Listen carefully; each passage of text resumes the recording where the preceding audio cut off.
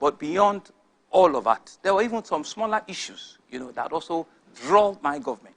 There was a young man that died, in school that was, he went home, Sylvester. That was also, as a parent, challenged me, drew out a lot of things, as simple, as that event and that activity were. Lagos had all sort of, there were times when people would tell me, Sanwo-Olu, water is taking over, Lekki, and we're in river, and the rest of it. So we went through all of that we cannot, leave, our places.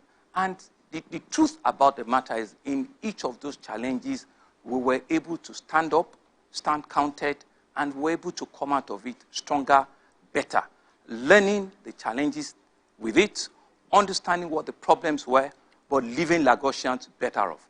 And so in all of those problems, we were able to build more schools than we've done 10 years prior. We were able to open more hospitals than we've done several years before. We were able to start and complete rail projects. We were able to build, more facilities that now sees a robust integrated transportation, solutions. We were able to hand over, at that time, 14, 15 jetty terminals. We were able to also ensure that, we take a decent amount of our people out of poverty. We're able to recreate, how we should respect ourselves in public spaces.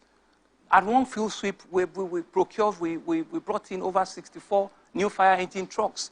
We're able to, escalate, what defines a mega city, like the size of Lagos. What makes a city of our size resilient, livable, and compare to mega cities of the world like that. I know throughout those 4 years and more, even into 7, 8 months now, we don't sleep. Ruben, we don't sleep. This morning alone, there's been a building collapse. And we have to respond. This morning, based on the rain, there were renovations that were going on, right? And, of course, government officials, there was an ongoing renovation construction collapse.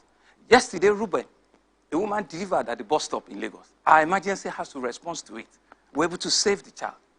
Unfortunately, yesterday again, right, there was a boat mishap.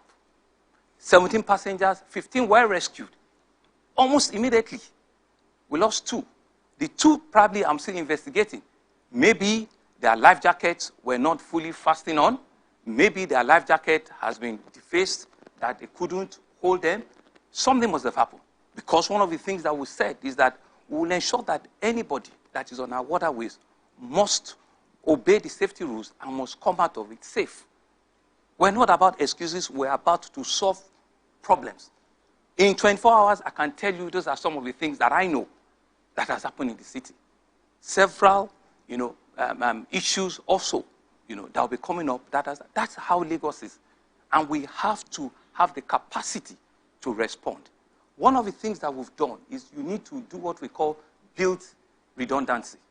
You don't need to wait for an emergency to happen for you to be able to respond. You don't need 64 fire trucks of engine because all the 64 will not work at the same time. But position them so that in the days in which they are needed, they can come out. Ruben, I'll also tell you, 2 weeks ago or 3 weeks ago, there was a fire incident at the old Mandela's building. We have a fire engine that can climb up to 16 floors. We're able to bring the fire down, the ones on Broad Street. But guess what? Once they wanted to come to the back, because of the behaviors of our people again, they have blocked the road, they have built on the road that leads to the back of it. The engines couldn't get there. And that prolonged, the ability of our first responders to bring down the fire within, the needed time. So it lingered on for a lot of hours, and that led to, a lot of further damage on the city. That is how I want to, sum up how my journey has been. It's been ups and downs, but I leave it to Lagosians. I leave it to all of you sitting here to be able to write the story and write it well. But what we will do is that for every day we have, we'll not shy at ensuring that we put in our very best. We will ensure that the best, is for the best amongst us. Like we keep saying, it's not about who we know. It's about our sincerity of ensuring that everybody that parts our way, right, get the best of our service. And we'll leave the rest to history to judge us and to be fair, you know, to us. But we're not stopping. We're believing that we still have another opportunity. I want to thank Lagosians for that. Things that we did not do well or that we did not do fast and quick enough, let us be able to finish it up within the next 3 years. And we're not going to give excuses. We're committed, we're self-motivated, and we'll do that for our citizens in Lagos.